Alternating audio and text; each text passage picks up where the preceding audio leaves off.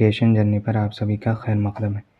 اس سے پہلے کی ویڈیو میں ہم نے 2024 کے PYQ کے 4 اقتباس کو حل کیا تھا۔ اس ویڈیو میں جو سوالات بچ گئے تھے اس کو کور کرنے والے ہیں۔ تو اس میں پہلا سوال ہے، من درجہ ذیل فقروں کو درست ترتیب دے کر جملہ مکمل کیجیے۔ یعنی اس میں جملے کو ارینج کرنا ہے کہ کون جملہ پہلے آئے گا اور کون جملہ بعد میں آئے گا۔ اس کو پہلے آپ سن لیں کہ اس جملے کی صحیح ترتیب کیا ہے۔ ملک میں آج بڑے بڑے انشا پرداز موجود ہیں جو اپنے اپنے مخصوص دائرۂ مضمون کے حکمراں ہیں، لیکن ان میں سے ایک شخص بھی نہیں جو سر سید کے بار احسان سے گردن اٹھا سکتا ہو۔ یعنی اس میں جو پہلا آپشن ہے جو پہلے نمبر پہ آئے گا بی، اس کے بعد آئے گا ڈی، اس کے بعد آئے گا اے، اس کے بعد آئے گا سی۔ یعنی اس کی جو صحیح ترتیب ہوگی وہ ہوگی بی، ڈی، اے اور سی۔ اب یہاں پہ ہم کو دیکھنا ہے ان 4 آپشن میں کہ ان چاروں آپشن میں کون آ رہا ہے۔ تو اگر ہم دیکھتے ہیں تو یہاں پہ اس سے ملتا جلتا تو ہے لیکن سیم نہیں ہے۔ جیسے کہ آپ یہاں دیکھیں گے بی، ڈی تو ہے، اس کے بعد یہاں پہ اے ہونا چاہیے پہلے، لیکن پہلے سی ہے اس کے بعد اے ہے۔ تو اگر آپشن کے لحاظ سے دیکھیں تو اس میں تو کوئی نہیں ہے، لیکن سب سے بہتر ہوگا وہ آپشن نمبر 1 ہوگا۔ اس کے بعد ہے فہرست 1 اور فہرست 2 کا درست جوڑ ملائیں۔ اس میں شاعر کا نام دیا گیا ہے اور اس کے سامنے نظم ہے، اس نظم کے لکھنے والے کون ہیں اس کے بارے میں دیا گیا۔ تو علی سردار جعفری کی نظم ہے وقت کا ترانہ، حمید حنفی کی نظم ہے ملک بے سحر و شام، اور نظم طباطبائی کی نظم ہے غور غریبہ۔ اس کے بعد ہے نون میم راشد، نون میم راشد کی نظم ہے زندگی سے ڈرتے ہو۔ تو اب یہاں پر دیکھیں کہ اے والا جو آپشن ہے وہ کس سے مل رہا ہے؟ آپشن نمبر 3 سے مل رہا ہے۔ اس کے بعد بی والا آپشن ہے وہ آپشن نمبر 1 سے مل رہا ہے۔ تو اب ہم دیکھیں گے کہ آپشن نمبر اے یہ 3 سے جو مل رہا ہے تو یہاں پر کہاں ہے؟ تو یہاں چوتھے نمبر پہ دیکھیں آپشن نمبر 4 میں اے 3 سے مل رہا ہے اور بی 1 سے مل رہا ہے۔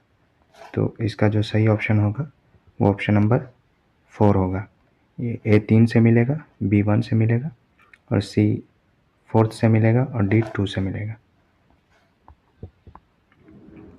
وہ الفاظ جو ایک دوسرے سے ملتے جلتے ہیں انہیں کیا کہا جاتا ہے؟ تو انہیں مترادف کہا جاتا ہے۔ درج ذیل فقروں کو درست ترتیب دے کر جملہ مکمل کیجیے۔ اس کو پہلے سن لیں کہ اس اقتباس کی کیا ترتیب ہے۔ ہندوستان میں کتھا کہانی کا رواج تو صدیوں پرانا ہے، اسی طرح عربی فارسی میں داستان اور قصص کی روایت ملتی ہے، لیکن مختصر افسانے کی صنف اردو میں مغرب کے اثرات کی دین ہے۔ تو پہلے نمبر پہ ڈی آئے گا، اس کے بعد بی آئے گا، اس کے بعد اے آئے گا، اس کے بعد سی آئے گا۔ تو اس کی جو صحیح ترتیب بنے گی ڈی، بی، اے، سی۔ نیچے دیکھتے ہیں کہ کیا اس طرح کا کوئی آپشن ہے D, B, A, C. Option number 3 میں دیکھیں گے یہاں ڈی، بی، اے اور سی۔ لفظ بے کسی کے کیا معنی ہے؟ تو بے کسی کا معنی ہے مجبوری۔ آپشن نمبر 3 صحیح ہے۔ فہرست 1 اور فہرست 2 کا درست جوڑ ملائے۔ یہاں پہ لفظ دیا گیا ہے اور اس لفظ کا معنی دیا گیا ہے۔ تو کھٹولا کا معنی ہوتا ہے چھوٹی چارپائی، یعنی اے آپشن نمبر 3 سے ملے گا۔ اس کے بعد سامعین کا معنی ہوتا ہے سننے والے، مقبوضہ کا معنی ہوتا ہے قبضہ کی ہوئی، اور رام کرنا یہ محاورہ ہے، اس کا معنی ہوتا ہے فرما بردار بنا لینا. تو یہ آپشن نمبر 2 سے ملے گا. تو اس کی کیا ترتیب ہوئی کہ اے ملے گا 3 سے اور بی ملے گا 4 سے. تو اب ہمیں دیکھنا ہے کہ کیا اس میں کوئی آپشن ہے جس میں اے 3 سے مل رہا ہے. تو آپشن نمبر 2 کو جب آپ دیکھیں گے یہاں کہ اے 3 سے مل رہا ہے، بی 4 سے مل رہا ہے، سی 1 سے مل رہا ہے اور ڈی 2 سے مل رہا ہے. تو آپشن نمبر 2 صحیح ہوگا. درج ذیل مصروں کو اس طرح درست کیجیے کہ رباعی مکمل ہو جائے. اب یہاں پر دیکھیں کہ رباعی سے بھی سوالات پوچھے جا رہے ہیں کہ رباعی یہ 4 مصروں کا ہوتا ہے، اس کو الٹ پلٹ کر کے دے دیا جاتا ہے، اس کی ترتیب کرنی ہوتی ہے. اس کو ارینج کیسے کرنا ہے پہلے اس کو سنیں.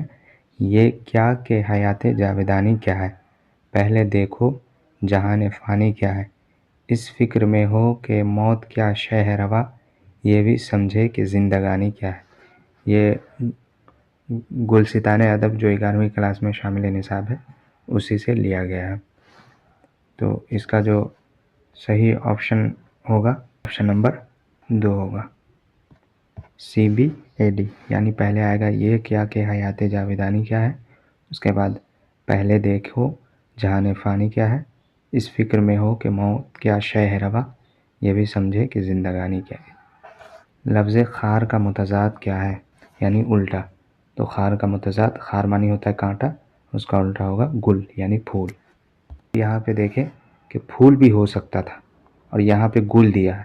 گل معنی بھی پھول ہوتا ہے اور پھول کا مطلب بھی پھول ہوتا ہے، لیکن یہ خار یہ فارسی زبان کا لفظ ہے اور گل بھی فارسی زبان کا لفظ ہے، تو دونوں میں مطابقت مل رہی ہے. لیکن اگر ہم پھول کو دیکھیں تو پھول اردو میں بھی استعمال ہوتا ہے. تو صحیح آپشن ہوگا گل یعنی آپشن نمبر 4. پیغام لانے والے کو کیا کہتے ہیں، تو اس کا صحیح آپشن ہے قاصد. پیغام پہنچانے والے کو اور پیغام لانے والے کو قاصد کہا جاتا ہے. فہرست 1 اور فہرست 2 کا جوڑ ملا ہے، درست جوڑ ملا ہے. یہاں پہ صنف ہے اور صنف سے کون ادیب ریلیٹ کرتے ہیں ان کا نام ہے. اب یہاں دیکھنا ہے کہ غزل گو میں ان چاروں میں سے غزل گو کون ہے. تو غزل گو ہے خواجہ حیدر علی آتش. اس کے بعد ہے مثنوی، تو مثنوی کہنے والے میں ہے دیا شنکر نسیم.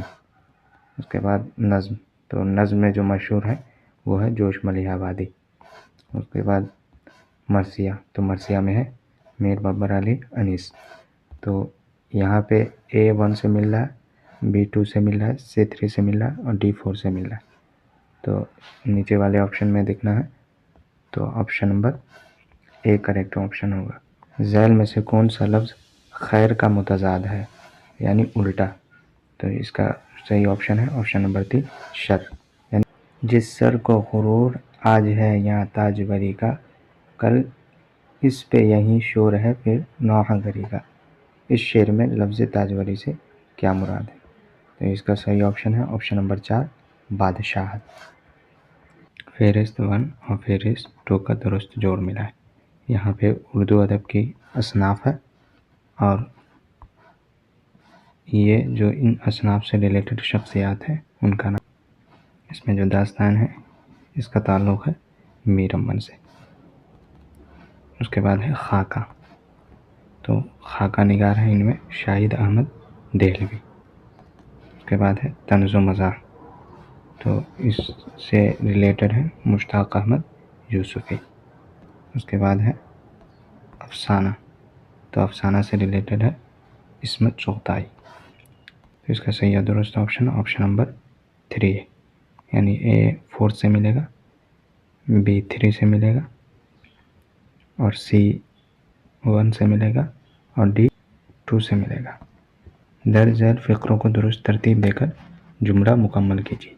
اس کی جو ترتیب ہے وہ ہے کہ دنیا کی شاعری میں کسی ایسی صنف کا وجود نہیں جس میں غزل کی مانند بحر اور قافیے کی وحدت ہو، لیکن ہر شعر اپنا الگ وجود بھی رکھتا ہو. پہلے نمبر پہ آئے گا اے، دوسرے نمبر پہ آئے گا سی، تیسرے نمبر پہ ڈی اور چوتھے نمبر پہ بی. لیکن اس ترتیب کا آپشن ان میں سے کوئی نہیں ہے، اس لیے یہ سارے کے سارے آپشن غلط ہیں. ذیل میں سے عیش کا مترادف کون ہے؟ تو عیش کا مترادف ہوگا آرام، بولتے ہیں عیش و آرام. لفظ دارالخلافت کے کیا معنی ہے؟ تو لفظ دارالخلافت کا معنی ہے راجدھانی. آپشن نمبر 2 صحیح ہوگا. فہرست 1 اور فہرست 2 کا درست جوڑ ملائے. یہاں پر ادیب ہے اور انہوں نے کیا لکھا ہے، ان کی تصنیفات ہے، تو اس کا جوڑ ملانا ہے.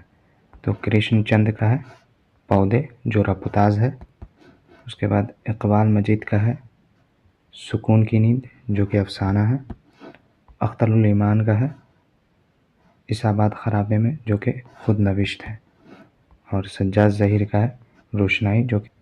تو اس کا صحیح اور درست آپشن ہوگا آپشن نمبر 2، یعنی A3 سے ملے گا، B1 سے ملے گا، C2 سے ملے گا اور D4 سے ملے گا. ذیل میں سے اتحاد کا مترادف کون سا لفظ ہے؟ تو اتحاد کا مترادف جو ہے وہ اتفاق ہے. آپشن نمبر 3 صحیح ہوگا.